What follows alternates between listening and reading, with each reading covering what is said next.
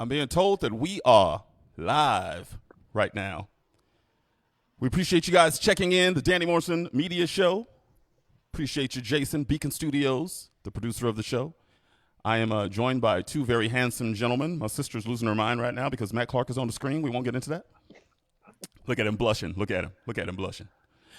But we appreciate you guys checking in. I invited these two gentlemen onto the show just because I know that they can do this conversation justice. They are my brothers who just so happen to be white men. And we'll have a conversation on what's been going on with race in America and more. But as you guys know, the first few minutes of the program, I'd love for you to share. And when you're done sharing, share some more. And when you're done sharing that, share it again. And tell a friend. Because we want as many people as possible. We're checking out everything, making sure our audio levels are good and video levels are good. Because I believe that we'll have a conversation right now that will be much appreciated by most involved. And as you guys also know, feel free to chime in with your comments, questions, anything, because we're going to have an unbridled, transparent conversation as we continue here. Quick story while we're waiting. We'll wait about 90 seconds here. That man right there, you guys see my man, Mr. Bob Prater? Bob Prater discovered me, guys. You know him, right? I was like 19, 20 years old, and I had a little kid and play hairdo. You did. I did. And I was going to be a father. And so I knew I had to go get a job aside from going to school. So I'm walking up and down White Lane, and I went to the Chevron, and I went to McDonald's, and I think Blockbuster was there. I stopped there, and there was a little place on White Lane called Terry Lumber Company. Mm-hmm. It was almost 5 o'clock. And so I go in there, and they were shutting down. And I walk in, and I'm just this little wide-eyed kid. And I say to Bob, I was like, can I get an application? And he was like, we're closing. I was like, I just want to fill out an application and get a job. So he said, sure. He gives me the application. And I filled that thing out in like 10 minutes. And as I'm walking out of the parking lot, I hear, hey! And I'm like looking around. I'm like, who in the heck is called? And it's Bob Prater. He says, come here. And I run over there like a little child. And he goes, what are you doing tomorrow? I go, I don't know. Be here tomorrow, 8 a.m. Hired me on the spot. On the spot. And I stayed in that industry for pretty much half my adult life and provided for my family and the whole nine. And I cut my teeth on that counter in there. And I think a lot of the reason that I'm able to do the things that I do is, first of all, we just had a ball working in that building. But we were family. I just want to say publicly, man, I love you, man. I appreciate that. I love you too, Danny. I appreciate you so much, man. And we've kept in contact all these years, but just understand, I see you as a mentor and a good friend of mine. I appreciate that. So thank you so much for everything. As far as Matt, real quick, me and my GM went to Cohn Stiles 3 years ago. And when I joined that radio station, 103.9, I was like, man, I would love to have Cohn Stiles in. And I didn't know Matt. I'd seen him, but I didn't know him. So they were like, we should get Matt on the air with you. I said, I don't know Matt, but please do. Little did I know he would become my community partner in crime. That dude. And now everywhere I go in Bakersfield, people ask me about this cat. Hey, is Matt as handsome in person as he is that he's in your pictures? I'm like, I don't know, I guess. I don't know. But not only is he a good looking cat. The answer's unequivocally no, by the way. I've been told that many times. And I'm wondering, is it really everybody in Bakersfield or just your sister? Okay, my sister. Danny has a very small community. I must, right? But I just want Matt to know that it is so great to sit across the console from somebody that is as brilliant as he is and always just unapologetically transparent, man, and puts his heart on the microphone. Thank you very much. You and I sure do have a good time doing the show, and I don't know that we're serious all that often, but in the few moments that we are, I think we try to communicate the right message. That is very well said, sir. All right, you want to get started? Let's do it. Let's make it happen. All right. Again. Hi, I'm Danny Morrison. Welcome to the Danny Morrison Media Show, powered by Bakersfield College Every show I open with an opening salvo to set the tone for the incoming conversation, and tonight, while being flanked by two of my favorite male Caucasians, I felt that I needed to help out all my other Caucasian friends that are consistently asking me how they can help, how they can do their part. Because you see, ever since the George Floyd tragedy took place and ever since the Black Lives Matter movement caught fire, there are a number of non-black people in this community that genuinely want to help in bridging the racial divide in Kern County that has existed since its inception. I get asked often what their role is in this movement that allows them to be supportive, but not come across as being paternalistic. How they can not just be against racism, but also be anti-racist. And I'll tell you how, by taking us all back to 2018. The coolest monkey in the jungle. You remember that? That was the controversial and racially insensitive phrase sprawled across the green sweatshirt of a black child in an H&M advertisement back then. H&M apologized because the backlash was very swift, widespread, and even in a few cases, violent. The decision prompted musicians G-Eazy and The Weeknd to terminate lucrative contracts with the Swedish clothing company.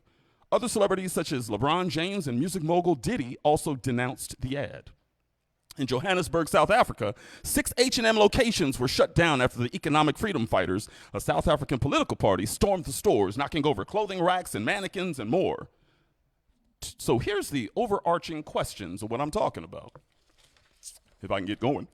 How could one of Forbes' 100 most valuable companies with a net worth of more than $14 billion so poorly miscalculate the preliminary behavioral analysis systems of this ad campaign? Where was the quality control division of their company that is responsible for ensuring that they never experience this level of scrutiny and embarrassment?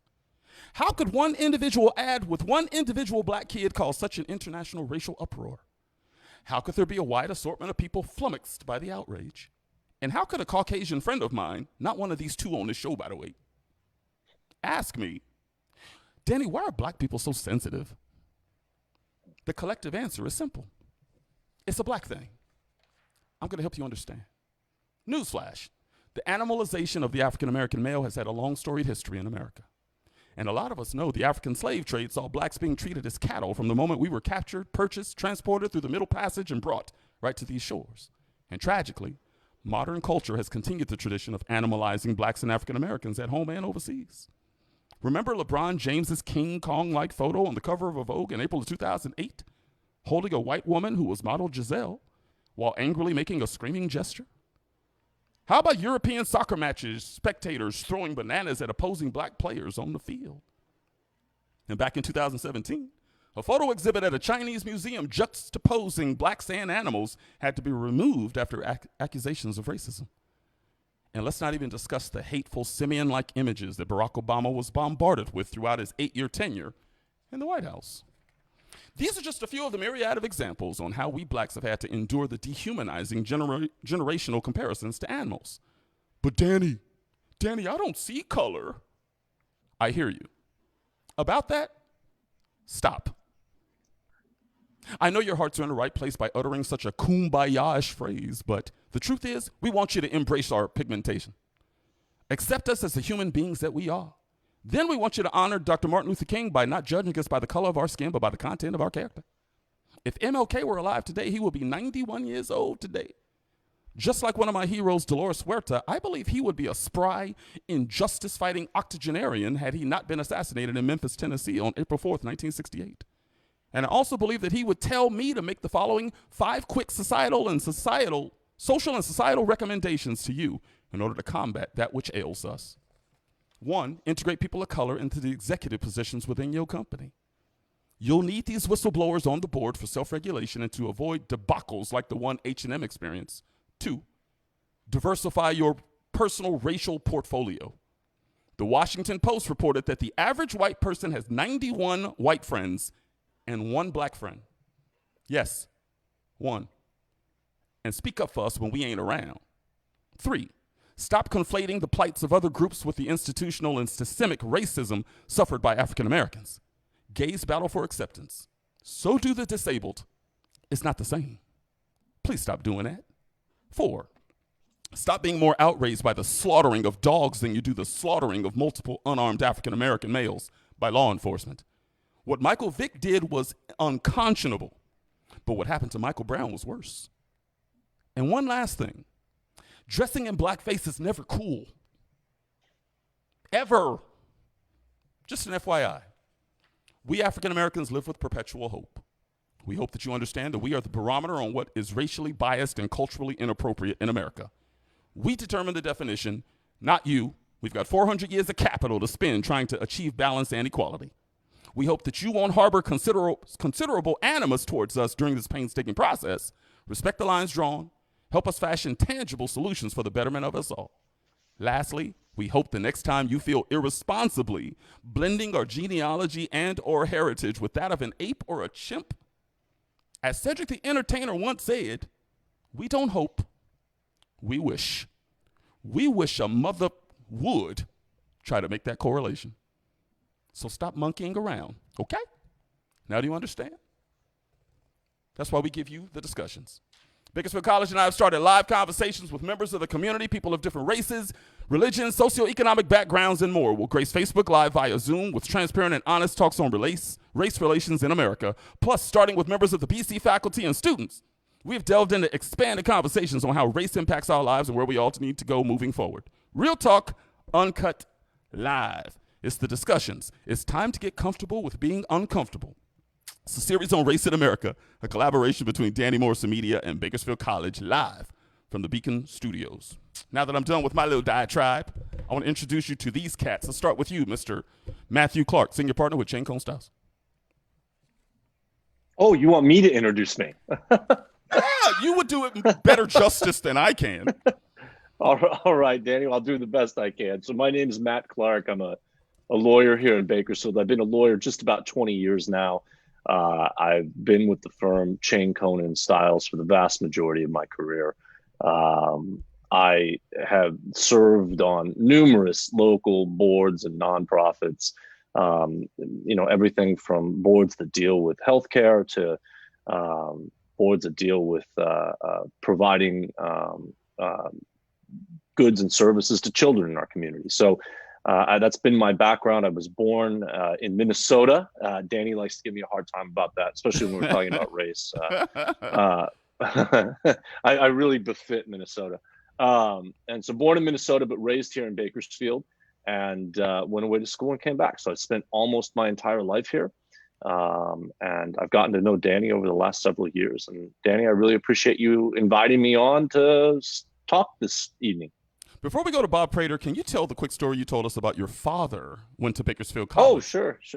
Yeah. So, well, we were talking before we actually officially started this, and I was talking about what a gift Bakersfield College is to our community, and I think a lot of people don't appreciate that. But I can tell you, my dad, who is, let me see, he's now 70. I hope he's not watching. 76, I believe, this year. Wow. And he went to North High here in Bakersfield. He's a pretty good student, but by the time it came around for him to go to college, he chose to go to Bakersfield College for his first 2 years of school, and he did 2 years at BC.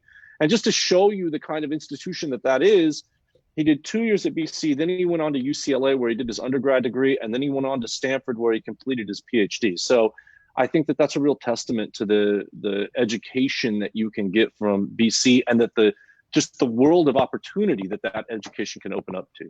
Very well said. From Bakersfield College to a PhD at Stanford. Lord have mercy. Bob Prater, you're on deck. Go ahead, sir.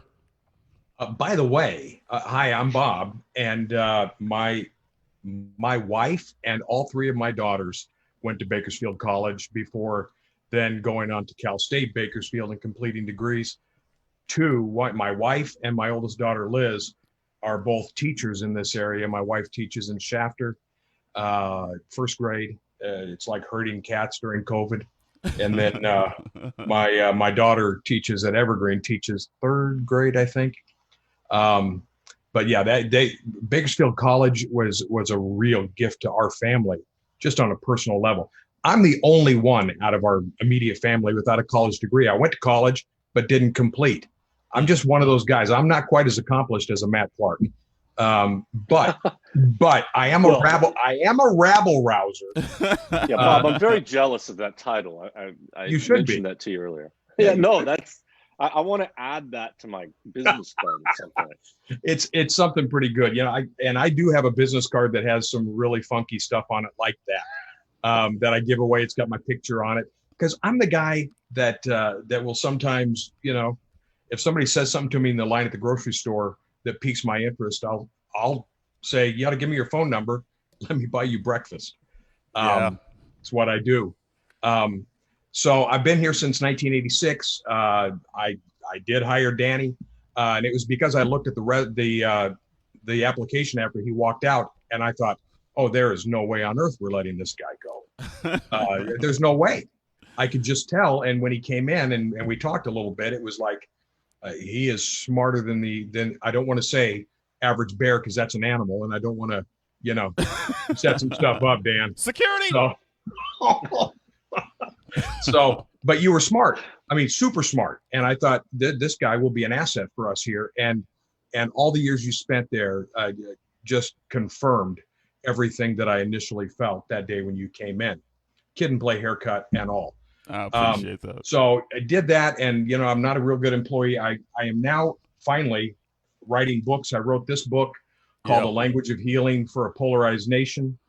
But I wrote alongside Arnita Willis-Taylor, who was the first African-American female pastor at a gigantic church in Dallas called Gateway Church. Wow. 36,000 members. She was numero uno. And Wayne Jacobson, who's a co-author of the book called The Shack. If you've ever heard of The Shack. We've all heard of The Shack, of course. Well, that was him. And so I get to just sit here and look out my window and experience Bakersfield. I love this city. I love the people of this city, and I'm excited to be on the show. Thanks for having me. What a fantastic intro for both of you. I appreciate you folks coming on for sure. I'm hoping that we can make some ground here on race relations in America here. So here's how it's going to go. Here's the agenda real quick. First, I've got something called the 7 series. I'm just going to give you 7 simple questions, and you answer them however you deem appropriate. Then we'll get into the Jacob Blake tragedy that everybody is talking about. We usually talk about the George Floyd tragedy, but it seems like Groundhog Day. Every single time I do a show, we're talking about another tragedy, which is sad. Then we'll play some Your Move. I'll give you like 2 or 3 scenarios. I want to know what you would do as a white man here in Bakersfield, how you would handle a certain situation, and we might play a little word association if we have time. We good? Yeah. Sounds good to me, Danny. All right, man. Let's check it out. Here's my first question that I want to toss at you. And we'll start with you, Mr. Matt Clark, senior partner, Chain, Cohn, Stiles. Today is actually the 3-month anniversary of the George Floyd killing. Did that incident change your mind on the Black Lives Matter movement for better or for worse? And where do you stand on the movement today? So I don't know that it changed my mind. I mean, I obviously was aware of the movement before George Floyd's killing. I think, if anything, it cemented in my mind the power of the movement. Okay, I don't know that prior to the protests that followed George Floyd's killing, I appreciated just how powerful and how large that movement could be.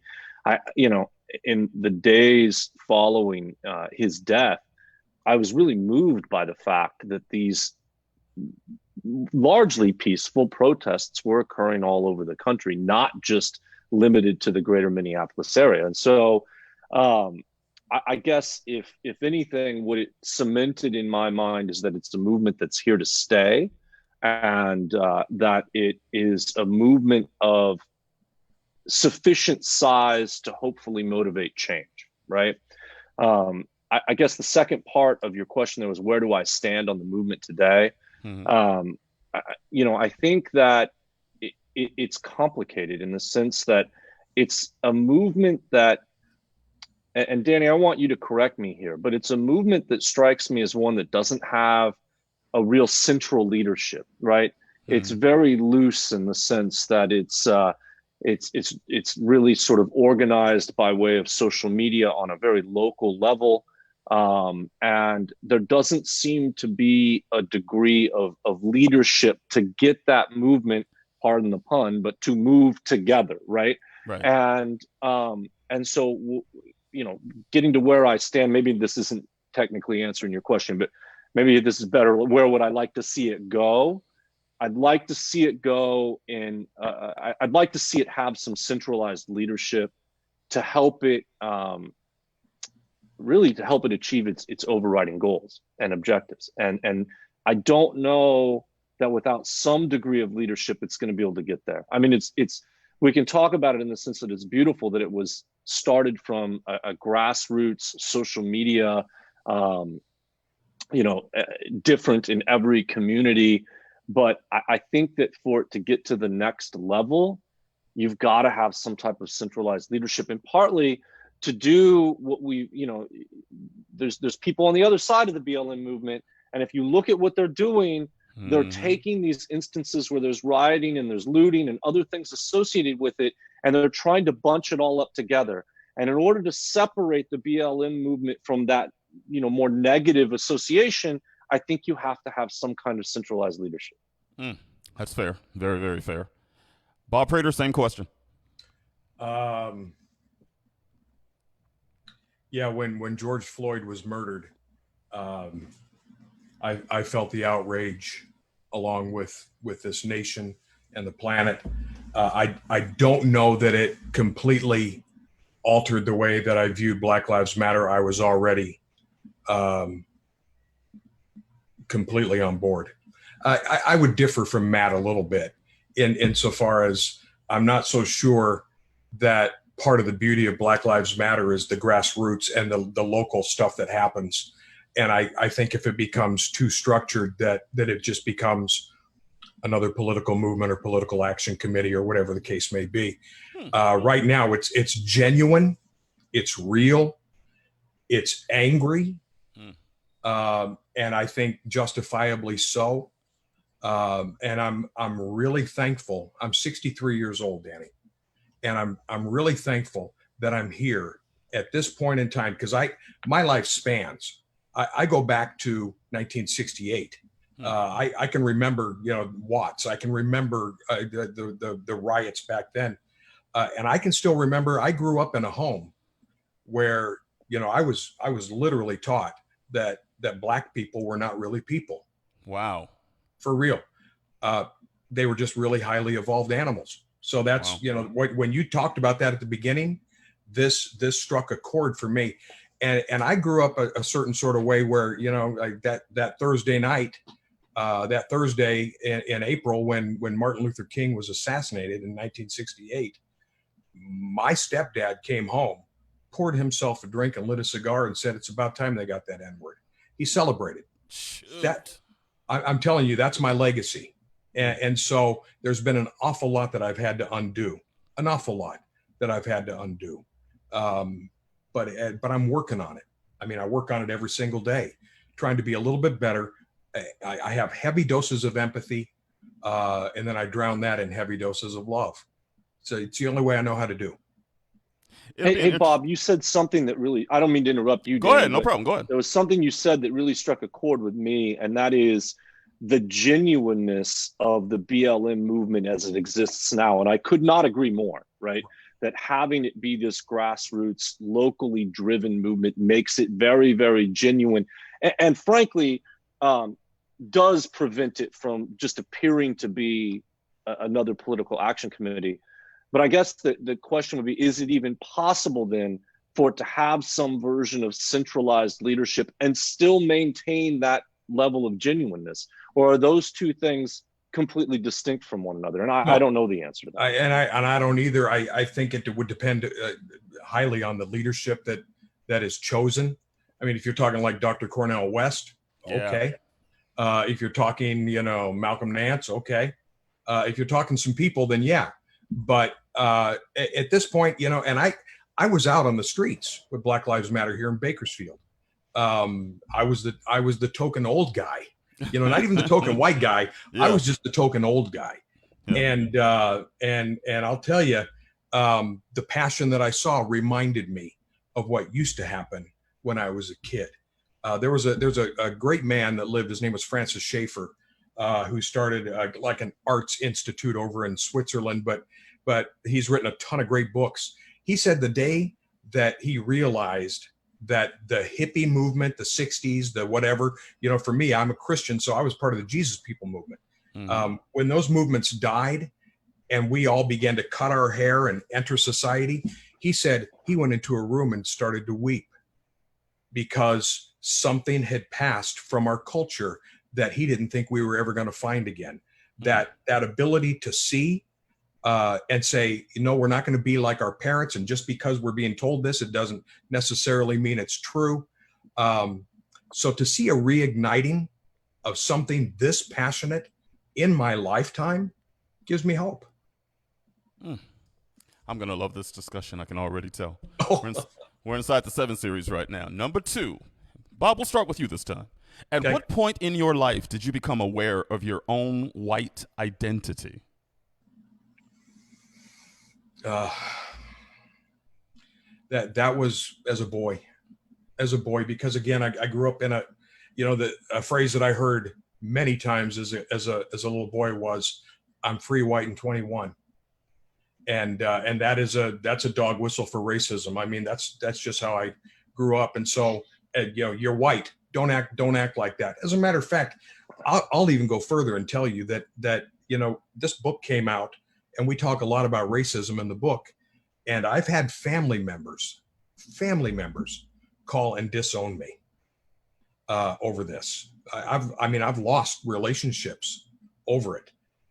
And one of them literally had the gall to say, "You weren't raised to chase after black people like this. Wow. Who do you think you are?" So my whiteness was in my face every single day. When I was 13 years old, I live in Oregon. We went and visited family in Stockton, and I hung out with a couple of older kids. One of them was my uncle, who was just a couple of years older than me. And I'll never forget, we drove in a convertible car downtown Stockton, California, and we went into the black area, and I didn't know any better. I hung my head out the window and started saying a 13-year-old kid. But I was saying things like shoe shine, stuff to just irritate and be a racist. I didn't know any better. I look back on that stuff with shame today. But it's part of my journey. That's why before we went on the air, I told you, there's still racist stuff inside of me. There's vestiges that are still in there that I have to deal with. But I'm getting better every day. Bob, do you think it's fair to say when people say, I don't have a racist bone in my body, do you think that everyone harbors a little bit of prejudice, a little bit of racism? No, they're lying. And people and especially, man, when Christians say, I don't see color, and that's a common thing you hear in the church. I don't see color. God doesn't see color. Well, excuse me. Who do you think created color? Give me a break. That is the most insane thing to say. I don't see color because God doesn't see color. Really? Because God made red people, he made brown people, he made black people, he made me. And he likes it. He likes the variety and the uniqueness. And so I don't know if that answers your question or not. It does. I get fired up. I hate when people say that too. You see color. You'd be wearing green pants and a pink shirt today if you didn't see color. You know how to match those colors of your clothes. You see color. Don't play dumb. Right. Matthew Clark, when did you start to realize, become aware of your own white identity? Well, Danny, that presumes I figured out my identity at this point in my life. It takes a degree of introspection to do that. I don't know if I've exercised that yet. But look, to kind of contrast what Bob was saying, I grew up in a bit of a different era. I was born in the 70s, raised in the 80s. Danny, you and I are very close in age. And I was, I guess, very, very lucky in the respect that even my grandparents, I have a grandfather who was born in 1919 in Southern Illinois, where you would think it would be a very, that he would have harbored certain prejudices. I mean, it just didn't exist. I guess I was very lucky in that way growing up. And, I was taught in my home that everybody is equal. And part of that was I have a younger sister with Down syndrome. And so, you were talking about, imagery of Black people being compared to animals. That used to happen to people with Down syndrome, by the way. I mean, that's why initially it was referred to as mongoloidism, right? And so having that experience and having somebody like that in my household who I love dearly and I'm very close to, I didn't have those experiences that maybe other people had. That being said, I do agree that we all have, you know, some prejudices within us. I just think that that's human nature. And, you know, hopefully we have that filter part of our brain and it's working and it's functional. And, you know, the things that may be, that you may think that are prejudicial, sort of that very, you know, root type thinking, you are able to filter it out. And so, you know, I did not have the kind of upbringing, Bob. I mean, it sounds like you had to come a long way. I guess it makes it sound like I've had almost zero personal growth, but no, I don't believe that. but no, I didn't have that. And that might be part of being just raised in a different era too. I mean, Danny, I don't know about you, but I feel like our generation, not everyone, of course, but at least the majority of us, it was different. Well, Bob is in Jesus's yearbook. You got to understand something. So Bob's come on, Bob. I am. You know, I love you. I love you, Bob. Let it be. I hope I am. You are. I hope you are too. Let me get some comments real quick, and we'll move on here. Norma Espinoza Stevenson. Hi, how you doing? She says, hello, Danny. I'm here, your biggest fan. Oh, you're too sweet. Leslie Bond said, I love this story. Norma Rojas Mora. How's he doing, Norma? She said, great story, Danny. Thanks for sharing. Dwayne Perry said, determination goes a long way. Pedro Luis Ramirez said, BC, go Gades. And Leslie Bonds also said, thank you, Matt. Bakersfield College is a gift to the community, and your dad's story is a perfect example of the important role that BC plays in so many of our lives. So true. So true. All right, next one. We're inside the 7 series. 7 simple questions starting out. Number 3. Let's start with you, Matt. Do you believe that white superiority or white entitlement or white supremacy are even a real thing? Systemically speaking, though. Yes. I mean, I'll give you a simple answer. Yes. Frankly, if we're going to get through 7 things, by the way, Danny, I better give you a simple answer. Yeah, we got to speed through these. You know, we are talking too much on No, I think the answer is yes. I think we've seen that recently. I mean, look, if we look at the term that has become sort of the de rigueur, at least right now, is, you know, blowing the dog whistle, right? Yeah. You know, that's trying to reach out to a racial prejudicial divide. I mean, we're seeing that at the national level on a daily basis. So to suggest that I don't believe that white superiority, white entitlement, white supremacy is not something that's still out there in society. I mean, clearly it is. We saw that, 2 years ago in Charlottesville on national TV. So clearly that still exists. I think what shocked me about the Charlottesville incident was not that they were yelling white lives matter and Jews will not replace us and all of those different things they were shouting. They did it without hoods on. Yeah, there's not even an embarrassment of it, right? That surprised me. Bob, same question. Go ahead. I'm sorry. No, I was just going to say, you know, if you're willing to take ownership of that kind of racist rhetoric and racist thinking, it suggests that there was a very large community of like-minded people, and that's a scary thing. Bob, is white superiority, white supremacy, white entitlement, is that a real thing? 100%. I mean, and yes, it's systemic. It goes beyond systemic. It's calculated. As far as I'm concerned, as we look back on the history of, you know, hundreds of years when we brought black folks over on boats against their will, and then we gave them freedom, but not really, because, you know, we didn't. And so here we are. I mean, when you look at the economic disparity between white families and black families, it is gigantic. And it is calculated, because people who look like me, we're not good at sharing. We don't want to share the table. We don't want to share power. We don't want to share money. And so we would much rather have you working for us than working alongside us. I've never had somebody say it so clear as you just said it. Because I've asked, and I was going to ask it later on in the broadcast, what are white people afraid of? Why are they afraid of multiculturalism? Why are they so afraid of the browning of America? Why are they so afraid of equality? It's called change, Danny. Change. They're afraid of change. But I thought it was, we're all the same, you know, all men are created equal, the American dream. Is all of that nonsense? But if you're in power and somebody is suggesting that there's a change that may take power away, I mean, I'll just dovetail into what Bob was alluding to. People are scared of that. Do you think that's human nature, unfortunately? Do white people think that if blacks came into power, we would do to white people what whites have done for us for 400 years? Well, I certainly don't think that. But do I believe that that's – I don't know. I really don't know. Bob, what do you think? Do you think people really I think fear drives a lot. I think our current climate is based on fear.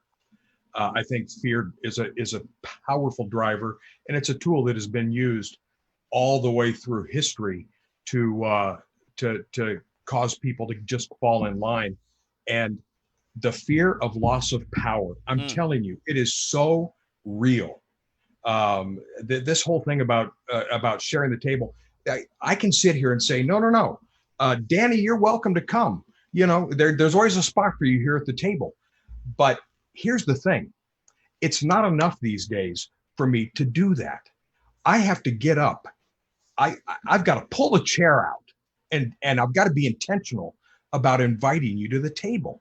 It's just how it's got to work. And that is lacking in our society right now because power is intoxicating. Money is wonderful to have. And we just are not good at sharing. We're just not. Selfishness and fear are driving the narrative. Wow. Well, and that's been true. Move on to your next question, but there's actually a great book out there. It's really meant for lawyers, but anyone can go get it and read it, and it's a great book. It's called The Reptile, right? And it essentially compares human thinking to reptilian thinking. You know how the reptile's skittish, it's scared, it wants to flee. You know, it's all about fear. That's actually the way that they're teaching trial lawyers to try cases now, because fear is such a base emotion and it's such a motivator that it motivates jurors to have certain outcomes, right? And so that's that absolutely, Bob, I completely agree with you that, I mean, it is fear that likely motivates white entitlement. You're checking out the Danny Morrison Media Show, powered by Bakersfield College. Shout out to Dr. Christian and Leslie Bonds. We appreciate the opportunity. You're also checking out Matthew Clark, senior partner with Chain, Cohn, Stiles, and Bob Prater, rabble-rouser, which I still had to Google and figure out what the heck that even is. Author, raconteur as well. All right, let's speed through these real quick here. Let's start with you, Matt, on this one. Can you name a time when you may have witnessed something racist and neglected to do or say something about it with a family member, friend, or otherwise? Yeah, I do actually. I remember an event. It was right after the terrorist attack of 2001 in one of the local convenience stores here in town, actually out in Northwest Bakersfield. And the guy that owned the convenience store, I knew him. I mean, I'd been in there, you know, a bunch of times over the years buying ice or whatever, you know, sodas, snacks I shouldn't be eating. I was in there at the checkout line, and some belligerent guy walks in. It looks like he'd been drinking, and the store owner wears a turban. And I mean, this guy just unloaded the most ridiculous, racist, I mean, horrible things. And I think I was stunned. I think I was shocked. You know, it was me, the owner, and this crazy, you know, drunk guy in the store. And I look back on that in disgust at myself for not having done something. Not that I really know what I would have done, other than, you know, try to diffuse the situation or at least comfort the store owner. But that's a moment that does stick out in my mind. That is what people of color talk about when we say, if you really want to prove to us that you are all about multiculturalism, it's not what you say to us in our faces. What do you say about us when we're not Yeah. around? Do you Right. defend us when we're not there? Right. Bob, same question. More than I can count. I mean, I couldn't even choose one. There are so many times that I have let other people down and not spoken up when I should have. Probably the first half of my life. But again, you know, trying to heavy doses of empathy, heavy doses of love. It changes everything when you can put yourself in someone else's shoes. And you know, I've never been pulled over for driving while white. I have never, you know, I didn't have to have talks with my kids about how to respond with law enforcement. I guess I'm getting more into entitlement now and privilege. But the answer to your question, very simply, more times than I can count. Yeah. All right, number 5. We'll start with you, Bob. Can you give me a number of ways that African Americans are exploited in American society? Just give me one.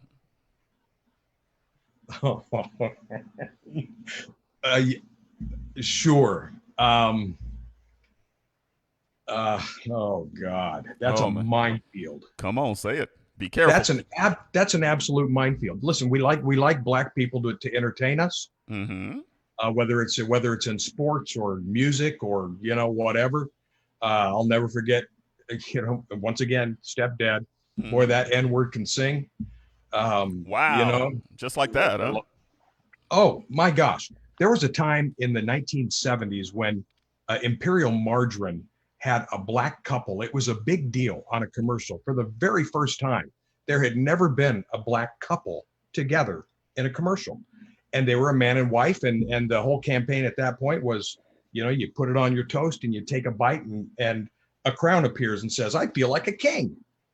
And so the black husband puts the butter on his toast, takes a bite, he says, I feel like a king. And boom, the crown appears. And here's what I heard from the recliner: effing king of the jungle. Wow. So, you know, so entertainment, arts, cheaper labor, you know, on and on and on. You know, slavery may have ended in 1860, whatever, but there's still a plantation mentality among many powerful men who look like me, including some sports owners. Right. Wow. Matt Clark, you want to follow that one? Yeah, I'll make it quick. I mean, I think that, you know, Danny, you and I have talked about this, the way that white culture exploits black culture these days. And that's at an entertainment level, at a fashion level, at a, you name it. I mean, we see that constantly. You may be able to argue that that's flattery. I don't know that I'd say the same thing, because I don't know that, you know, black culture is benefiting from that exploitation in any way. How about athletes? I mean, look at what happens with, let's take college athletes, for example, right? I mean, these college athletes, predominantly African-American, because really, let's face it, there's only 2 sports that make money for colleges: basketball and football. And, you know, they're not being paid. Half of them don't end up getting their education because they're forced to spend the vast majority of their time focusing on that athletic endeavor for the school that's making millions, if not billions of dollars off of them. So yeah, no, it happens all the time. Can somebody explain the disconnect for me? We're talking about athletes and entertainment and such. Like, white people will go to our concerts, buy our music, rock a LeBron James jersey, but won't let us in your house, wouldn't let us date your daughter, wouldn't let us sit and have dinner with you. What is that about? Well, I don't know. I mean, are the white people that are buying the LeBron jersey not going to let you date their daughter? I don't know about that. I mean, I think that. Are you sure? Because you can go to the state of Alabama and see a football stadium filled with 100,000 people, and I'm pretty sure there's a few racists in the stands. Well, they're not wearing LeBron jerseys. But I bet they're wearing the jerseys of some African Americans that are on that field. They very well may be. I mean, look, I think that that's a generalization. I think that there's plenty of white folk out there who appreciate Black culture, African American culture, and don't harbor these at least overt racial feelings, right? But I mean, I see what you're saying, Danny, that they'll hijack the culture while maybe not respecting the culture. Yeah, there's still people that believe that Vanilla Ice killed hip hop back in the 90s, by the way. I'm just killed hip hop? Killed hip hop. They said as soon as it went pop like that, it was just over. Now hip hop is a pop art form. Even though Ice Ice Baby was fire. I don't care what y'all say. Well, what I would point out to those people, Danny, is if you look at the top 50 in the country at any moment, like 95% of it is hip hop. Real talk. Real talk. It's the #1 musical art form in America right now. Let's get some comments real quick. Denise Burns said, wow, that actually was a bit disheartening to hear. I'm assuming you're talking about what Bob Prater was talking about. Leslie Bond said, ooh, Matt, yes, some of the most prominent figures in pop culture exploit Black culture for their own gain. Look at the Kardashian-Jenner crew. Whoa. Yeah, I mean, I think that's a really well taken point. Yeah. Faith Grace said prisons. To the tune of billions of dollars, mind you. Billions. Big time. Faith Grace said prisons, jails down south, more white police officers, detention officers over white people. Watch the Innocence Project. Let me get one more here. Faith Grace said, thank you, Bob, for the personal growth. We appreciate you, Bob, even though I appreciate that. Bob is a Portland Trailblazer fan, so he ain't growing too much. But last time I checked, it's 3-1, and it's not. The series is not over, and there's a man named Dame, and there ain't nothing like a Dame. Isn't he hurt right now? Last time I checked, yes. Shut up. I know. Okay. Whatever. Let's go. Let me see a couple more because we got to move on here. We'll go real fast on these. Do you believe that reverse racism is a real thing, Bob Prater? No. Very simply, no. Thank you. I hate when people use the term. It drives me crazy. Oh, me too. I mean, to me, you know what just happened with Montrezl Harrell and Luka Doncic, where he can I say what he said? Yeah. Yeah, bitch ass white boy. Yeah. And then everybody is screaming that if it had been Luka Doncic calling him a racial name, it's not the same. Right. We've got to put it into context. And one thing I know is because I used to play basketball a lot. Yeah. Right, Danny? Yeah, you used to. Bob beat me in a game of basketball years ago, but that's what he's alluding to. But we won't get into that. So anybody, any white guy that's any good is going to get called those types of names. Right. And I wore it like a badge of honor because I was playing at Cal State. I was playing in the parks. I was playing wherever I could find it. And a lot of times I was the only guy that looked like me in the gym, let alone on the court. Very true. And it was a gift for me. But context is everything because people who look like you, Danny, have not been complete asses to people like me for 400 years plus. We have been. The reverse has happened. And so are there racists that are black? Of course. Are there racists that are brown? Yeah, but most of them look like me.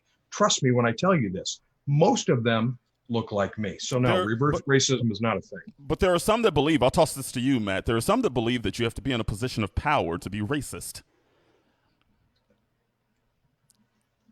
Well, you may have to be in a position of power to effectively exercise your racism if you have some objective in mind. But no, I don't buy that you have to be in a position of power to harbor racist feelings. Absolutely not. I'll be honest with you, Danny. I don't even really know what reverse racism is because isn't racism just racism? I mean, if you are judging somebody by their outward appearance, it may be color of the skin. It may be that they don't look maybe they've got some kind of disorder. Who knows what, right? If you're judging them based on their outward appearance, that's a prejudice.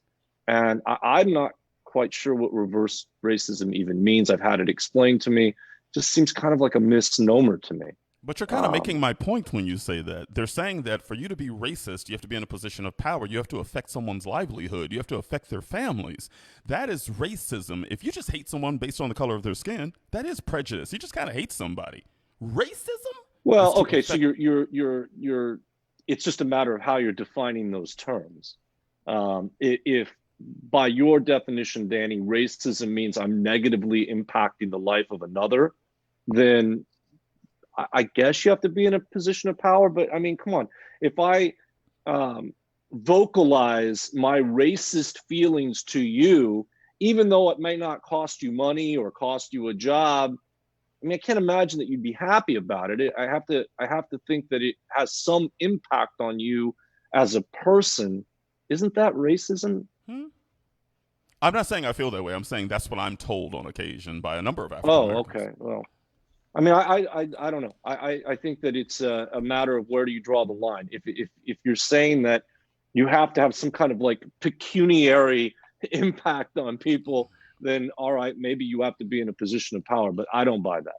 I love that he used the word pecuniary. Excuse me, Mr. Senior Partner with Chain, Cohn, Stiles. Excuse the heck out of me. Mr. Thesaurus. That's what I'm saying. Thank you, Roger. I was trying to come up with a better one. Hey, by the way, my last one was, what are white people afraid of? But we already did that. So let's move on, okay? Let's get into Jacob Blake, unfortunately.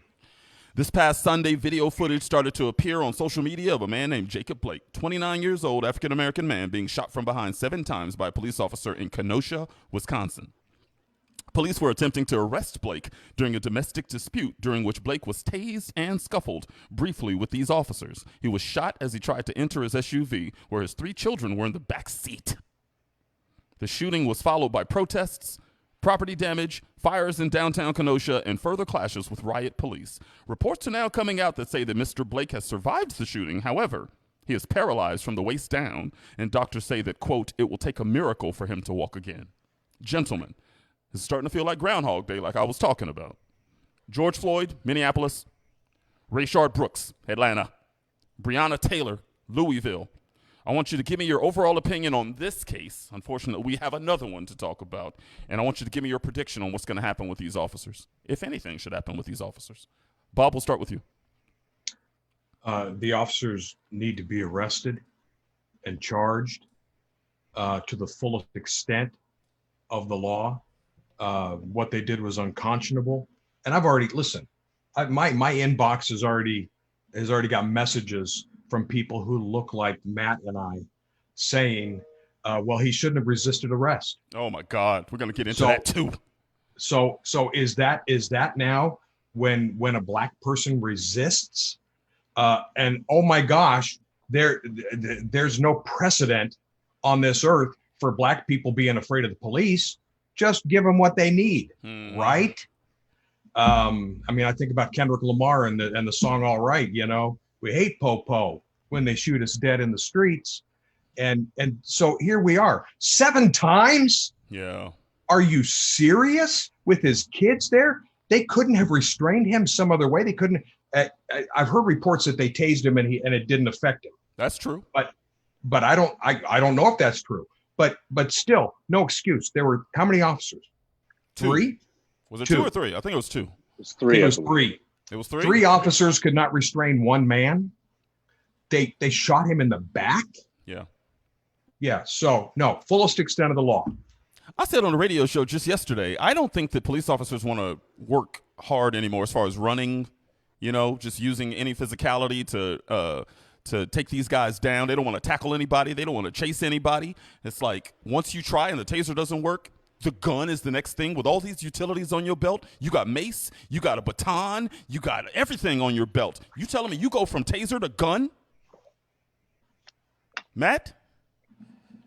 So, I mean, look, I'll get into the legal standard for a moment. I mean, the question as far as prosecution of these officers is going to be, did they have a credible belief that their lives were in danger? And you already know. I mean, Danny, we'll play quiz right here. What are they going to say that they were afraid of as he had his back to them and he was getting in the car? What are they going to say? I feared for my life. But why? Why? Reaching for a gun. Oh, because he was reaching inside of his car. That's what they always say. Yeah. I mean, there's already been a suggestion that one of the cops said he had a knife. Now, as far as I've heard, they did not find a weapon on his person. Nope. I have not heard whether or not they found a weapon in the car, right? And I don't know and I'm not maybe up on the news as much as I should be, but have they said definitively that there were no weapons in the car? From what I've read, and I just read something a couple of hours ago, they haven't found any weapons now.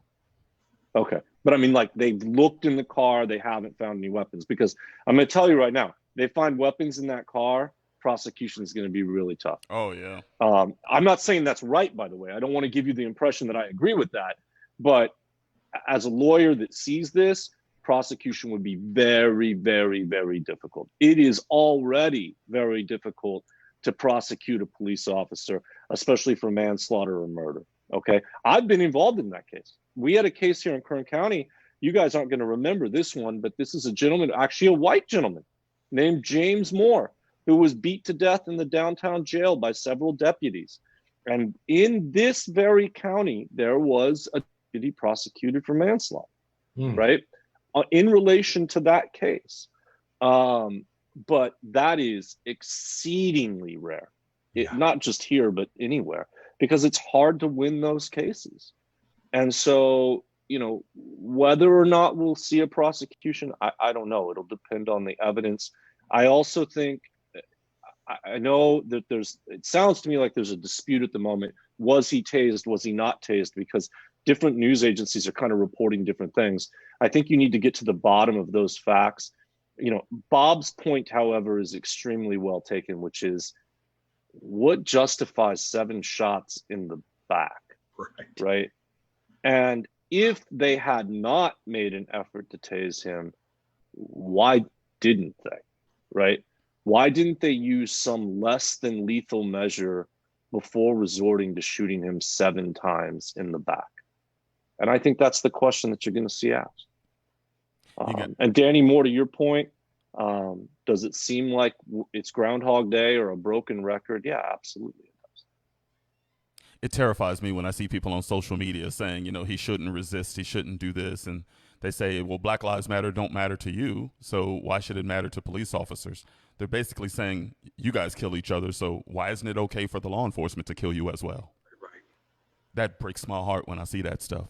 I go, you guys really you genuinely don't care about our lives, do you? Well, those are 2 very distinct issues. Yeah.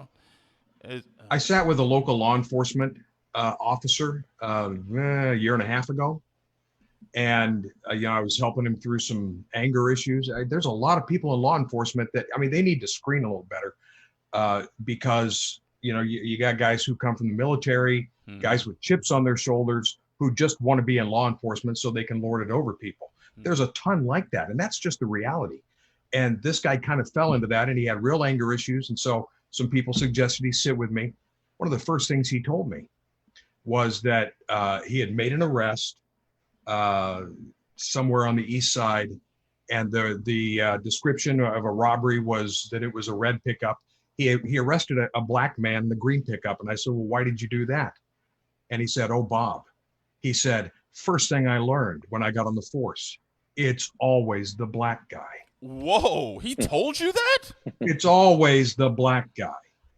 Yeah, he told me, well, you know, I would never reveal who it was. I hope not. But, don't do that. Yeah, no. But I'm telling you, this is a real issue, especially in a city like Bakersfield, where systemically we have not done well in our hiring practices for law enforcement. You think? Well, let's not forget for a moment. We live in a community that per capita has more officer-involved shootings than any other community in the country. Yep. Correct. And, you know, if I've said this many times before, and, you know, every time I say it, law enforcement comes out and, you know, has a field day, but we really need to have a community-based review of these shootings. the fact that law enforcement is reviewing their own shootings is just not an effective way to police the police. No. So these And new having groups the that district attorney's office do it, the district attorney's office is too close to law enforcement. Correct. Okay. All due respect to the district attorney's office. And I have several friends over there, but you're too close to law enforcement to police law enforcement. It should be a community-based board. I don't know if we're going to ever get that. I certainly hope we do. And Danny, let me say, Please. what a hard job it is. How tough it must be for law enforcement officers today. Doubt. I got friends that are on both forces in this city. There's a story in the book that Wayne tells about a guy who's getting close to retirement in the Ventura Thousand Oaks area where he lives, and he said that he witnessed a black guy going about 90 miles an hour in front of him, and he saw that it was a black guy driving, and he made the decision to not pursue. Because he just said, I don't need the headache this close to retirement. Wow. It's a can of worms that he didn't even want to open. So I can't even imagine how difficult it is in the age of everybody having a video camera. You've got body cameras on you, and everybody's watching every single damn move. And they've got to go out and still do this. So this is really a two-sided coin. I mean, and it doesn't have easy answers. Why don't police officers just admit that they're afraid of black men? I think that is what we're dealing with here. They're afraid of us black men. Right. And we're suffering. I don't think that's true of all of them, Danny. Okay. I don't think that's true of every law. I mean, I know plenty of law enforcement that would not say that. Shoot, I know a lot of black law enforcement. Mm-hmm. But I think that's true for some. Right. I mean, before we started this, Bob and I were talking, I think you walked away for a minute, but how the reality is every time there's one of these bad shootings, right? And a law enforcement officer makes a mistake or maybe intentionally does it, right? It makes the job of every single other cop out there, many of whom are good people trying to do a good job. It makes their job so much more difficult, right? Because it just perpetuates the stereotype, and maybe it's not a stereotype, but it perpetuates this fear between the black community and law enforcement. I've been pushing back on the whole good cop term that I've been hearing tossed around for years, and like I said, I have a number of friends that are on both forces in this city, and I've been asking people during these interviews, and I want to know, what is the definition of a good cop now? Because can you be a good cop if you see injustice happening within your police department against people of color, and you say I think nothing? There's people that come forward and talk about that, Danny. I think there is. I think that there are officers that come forward. If you really want to get to the root of the problem, and this is going to stir a big can of worms too, or open a big can of worms, but you likely have unions that are simply too powerful. So they're afraid to speak up because they'll lose their jobs. Well, absolutely. Or better yet, they'll be persona non grata, right? Right. They've violated the blue code of conduct. Right. So you stay? How about do something else? Well, I mean, it's not that simple. That's your career, You who knows? Maybe you're invested in your pension plan. I mean, there's all sorts of reasons why you may stay and do something that you frankly don't really want to do. But getting back to my point, one of the issues, and it'll come up in this Blake case, I promise you, Bob came out and said those guys all need to be fired right away. I'm not even sure that's possible given the strength of policing unions in this country. Right. It's very, very difficult to just go out and summarily fire one of these guys, even when they do something completely wrong.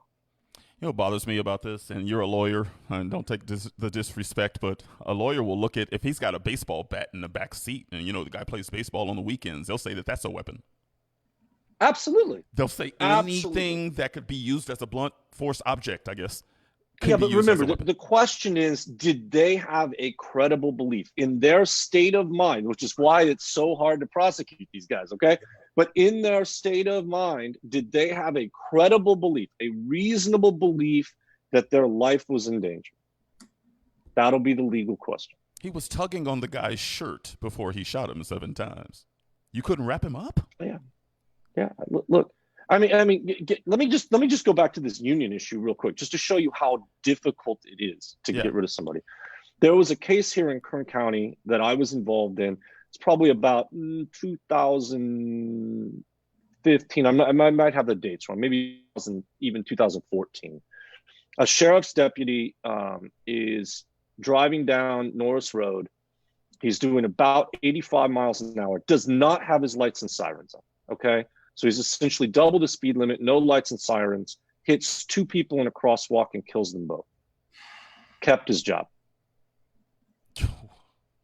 Cost the county of Kern about $8 million to settle that case. Kept his job. Wow is right. His reason, and it was an under oath in a deposition for not turning on his lights and sirens to alert people that he was coming at a high rate of speed, was he had a big gulp in his cup holder and it blocked him from hitting the switch.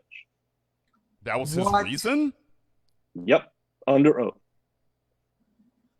And he kept his job. Yep, kept, still to this day, still a deputy in Kern County. Oh, you gotta be kidding me. So it is very, very difficult to let these people go. You're checking out the Danny Morrison Media Show. We're talking to Matt Clark, senior partner with Chain, Cohn, Stiles, and Bob Prater, author and rabble rouser, as our mouths. Danny, I feel like I just depressed you, by the way. I'm sorry. It just further proves that we have such a huge uphill climb ahead of us. I feel like I took the wind out of your sails. I didn't mean to do that. It's all good, man. That's what we're here for, to have this conversation. Faith Grace says, yes, feel free to speak up. She also says, nope, if you see any injustice in your department. Denise Burns said, this was already talked about, Matt, and nothing has been done. It should, like the medical field, it's not the doctors that review medical malpractice suits. It's an outside board. It's true. Norma Espinosa Stevenson said, yes, Matt, for sure, a community-based review. Vanessa Rueda said, I agree. Community-based reviews. Let me see. Faith Grace also said, how many people here support AB 392? I don't know that I'm familiar with AB 392. I'll be honest, I'm not either. And Lisa Lewis Yates, what's up, Lisa? She said, I love the dialogue conversation that needs to be had. I appreciate you, sweetie. All right, let's get into some your move. Let's set up some scenarios because, man, maybe it'll lighten the mood a touch. Oh, wow. Yeah, wow. please. What a depressing conversation. Okay, I'm going to give you a few scenarios, okay? You tell me how you would handle it as a white man in Bakersfield. Okay? However you wish. Number 1, we'll start with you, Matt. You're at a party that is comprised of only white people one Saturday night. While in a drunken stupor, one of your male friends starts telling insensitive racist jokes in the middle of the party. Some laugh, some cringe. Your move, Matt. What do you do? Well, first of all, Danny, you know me well enough to know that I probably haven't been to a party in a decade. Real talk. That being said, hypothetically, if I were in that situation, I hope I would have the courage to say something. I'd probably pull the person aside. It's situational awareness, right? You got to understand like how intoxicated is the person. Are you going to be able to make? You're going to be able to reason with that person. I mean, your hypothetical has them drunk, so who knows? At that point, though, you certainly leave. You want to express your displeasure. You want to make sure that that person knows that it's just not the way to behave. You need to express a level of discomfort, make them uncomfortable, hopefully. The goal is obviously to change attitudes. Absolutely. Bob Prater, your move. Yeah, I would definitely say something these days, and that wouldn't always be the case. And I would say it in front of everyone. It would be gentle at first. I would just say, my gosh, that's not appropriate. You might want to rethink how you're speaking right now. But yeah, I would definitely say something. I love the fact that you guys would advocate for us when we're not there. I appreciate that a lot. And I believe you too. I know that you two would. Right. Here's another one. We'll start with you, Bob. Your daughter brings home an African-American young man one afternoon after school. Mm-hmm. And he fits the stereotype too. I mean, the cornrows, jewelry, sagging pants, slang, and swagger, and the whole nine, okay? Your daughter introduces you to him and tells you that he's taking her to the prom next month. Your move. Is he good at basketball? That's all I want to know. Because if he is, he gets a pass from me. So you Bob, we know if it's Danny, he's not. So whoa! Cut this whole broadcast off right now. Oh. Wait, Bob, I got to push back on that. You wouldn't care if she brought home some brother that looked. Oh, listen to me. If it was all, saggy pants and whatnot, then I would have some questions, but not because the person is black, but because their underwear is showing and listen, I would question, how they were raised, and what are you doing with somebody that was raised like that? Okay. But you are also making the assumption that he wasn't raised well because his pants are sagging. Is that what you're saying? Thank you. I'm telling you, vestiges in me. Okay. I'm still working on it. That's the reason we're bringing this up right now. We're talking about preconceived notions and the whole nine. Matt Clark, How would you handle it? Well, so I got a 15-year-old son who's about that age, and so I'm gonna flip the script. Yeah. And if he brings home a classmate, African American young girl, that he wants to take to the prom, Danny, I would be so elated with the fact that he is socialized to the extent that he found a prom date that I wouldn't even be thinking of some, this young woman's black. I'd be thinking, oh my God, the kid had enough courage to ask a girl to the prom. That would be my move. But I will tell you my next move. My next move would be to tell him absolutely I'm not renting him a limo because he ain't that important. Oh, I love it. I love it. We're playing some Your Move with Bob Prater and with Matt Clark. Here's another one. We'll start with you on this one again, Bob. You were riding in the car with your kids, and their favorite hip-hop song comes on. A song rife with the N-word throughout. Sure. You then witness your children singing the song word for word. Your move. All right, so I referenced "All Right" by Kendrick Lamar earlier. I was a little surprised you actually know who K. Dot is, by the way, but go ahead. Come on now. It's several times a week. I listen through "To Pimp a Butterfly."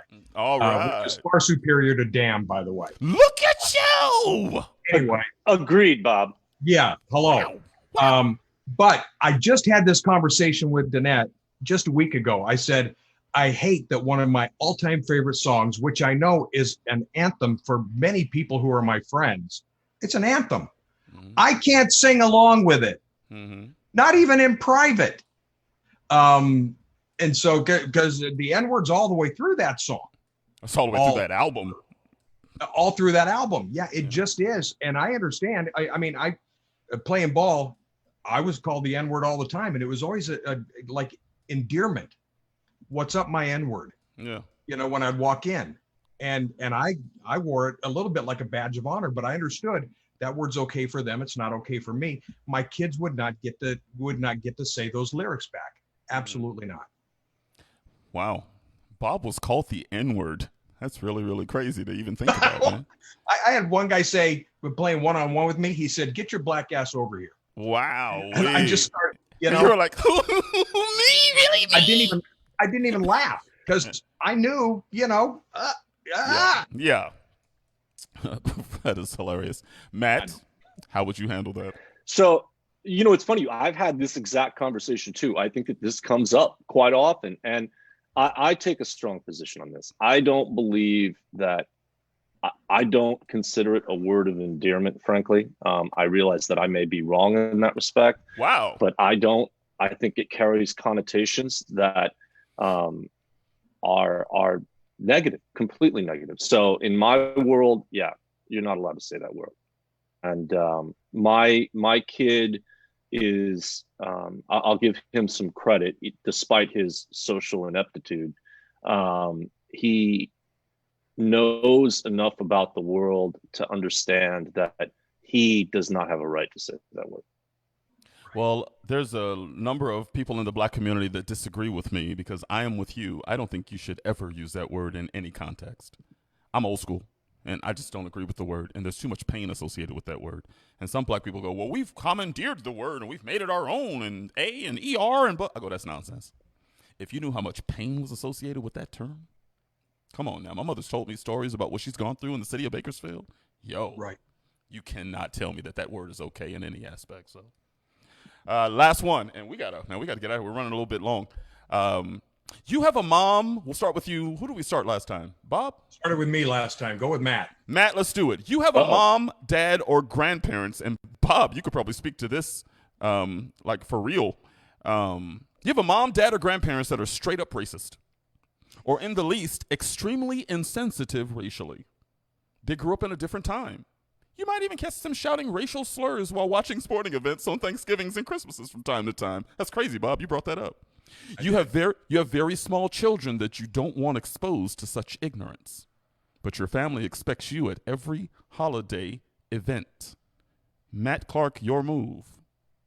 You talk to the grandparent or the aunt or the uncle. You've got to straighten that out. And this notion that they're from a different era, and so it's just to be accepted, that's BS, because people are capable of change. And I think Bob has offered testimony to that extent just through this last hour. The notion that, oh my gosh, well, they were born in the 40s or whatever it may have been, so it was more commonplace and therefore acceptable. I don't buy that. I think you have to have that conversation, and you really need to try to counsel your relative and make them a better person. Bob, your move. For real, your move. So if you can't do that, which I couldn't, it would just fall on deaf ears. So instead, I pull my kids aside and I say, we do not use that type of language. And I don't blame it on another era. I say, this person is a racist. Wow. And we, for right now, we can't get away. But I can also tell you that at a certain point in my life, I went ahead and pulled away from that. There's segments of my family I haven't seen for a long time. All right. Last segment here, and we'll run through these real fast. Little word association. I'll give you a term. You just tell me how you respond to it, okay? I got 5 of them real quick. Bob, we'll start with you. All lives matter. Sure. They do all matter, but right now, Black Lives Matter. Thank you. Matt? Offensive in the way it's currently being used. Right. Next one. Bob, Blue Lives Matter. Of course, except the way it's constructed right now we talked about dog whistle. It's a dog whistle for racism. I totally agree with you on that, by the way. Matt? Yeah, no, I mean, it's all a matter of context, right? And so the way it's being used right now is always as a response to somebody saying Black Lives Matter. And when it's done in that context, it is a dog whistle for racism. No question. That's right. Black Lives Matter. That is a race of people. Blue Lives Matter. That is a job. Stop it, y'all. Here's another one, Bob. I feared for my life. I fear for my life. Yeah. Which I think we're about to hear, by the way. Among my own people sometimes. Oh. White evangelicals. Oh, yeah. We got to talk on that next time. Matt Clark, I feared for my life. You know where I'm going with this. Yeah, I mean, it's what you're going to expect to hear in about a week's time. It's coming. And I think, look, let's not discredit it. There are times there's probably some truth to it. You got to analyze that. I know I sound like a lawyer right now, but you got to analyze it on a case-by-case basis, really looking at the facts. I don't know enough of this most recent event, and I don't think enough facts have come forward yet to fully analyze. Can we just real quick, I'll play devil's advocate. Is it possible that when that gentleman, if they did try to tase him and if the tase wouldn't take, if you will, and he runs around the car and he's reaching inside his car, is it possible that they genuinely feared for their lives and they really thought he was reaching for something? I think it's possible. If he's reaching into the car, yeah, it's possible. I still don't know why you shoot him in the back. 7 times. Thank you. Yeah, I just don't think there's an explanation for that. I think that's why that argument's going to fail, Danny. Okay. Bob, here we go. Reparations. Yes. 100%. The economic disparity was caused by people who look like me. It needs to be people who look like me who make it right. Preach. Matt Clark.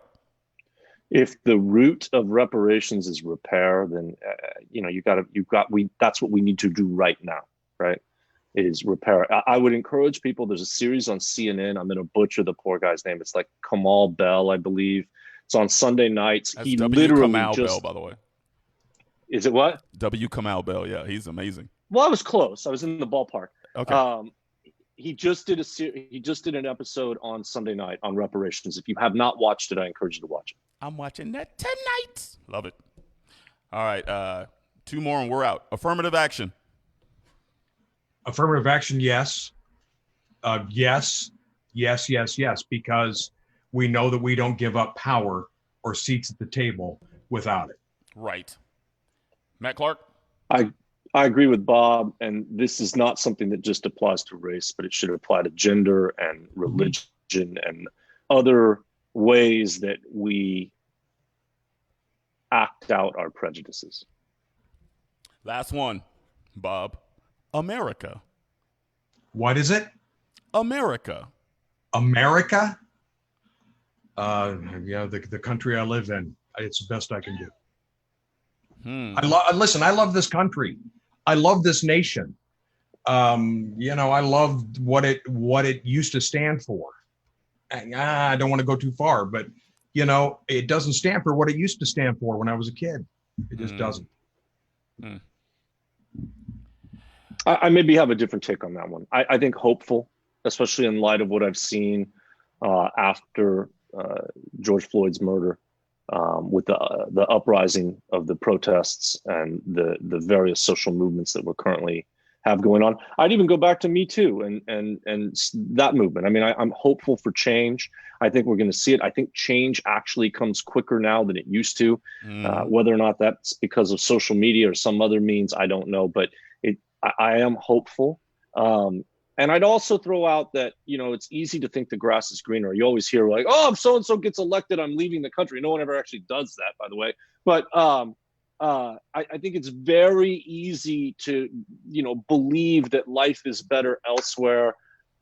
Every country has its problems. In closing, and we'll get to some final words from you, Dr. Sonia Christian checked in. She said, from all of us at BC, thank you, Matt Clark and Bob Prater, for the real talk. We are blessed to have Danny Morrison having conversations that no one else is having. Stephen Watkins said, thanks, Danny, for keeping it real. Denise Burns said, my 16-year-old knows better, hard R's or not. And Danny Morrison, I'm enjoying this discussion. And Leslie Bond said, Kamal Bell. Okay. Let's start with you, Mr. Bob Prater. Take us home. Like you, Matt, I am hopeful. I'm one of those guys that is not doom and gloom. I was a pastor. I don't read the book of Revelation the same way that other people do. There are a lot of people that are white evangelicals that think that this is inevitable, that we are just in the last days. We might be, but I still think that the narrative can change. If we begin to understand, hear, love, have empathy for one another, then we can turn some things around. Thank you. We're ending on a high note, Bob. Yeah, very much so. Go ahead, Mr. Matt. Yeah. Well, first of all, let me thank Danny. Thank you for having me on, and thank Bakersfield College. I mean, this is a wonderful program. I hope that they continue it. I think these are conversations that we need to. I think that the other thing that I'll just leave everybody with is, we're always going to have disagreements. And there's people that probably heard some of the things that we said this evening who disagree with what we've said. Going back to America, what makes us great is that we can have disagreements in this country. We're to bring in current news.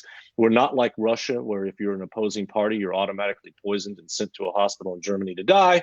You can have an opposition viewpoint in this country.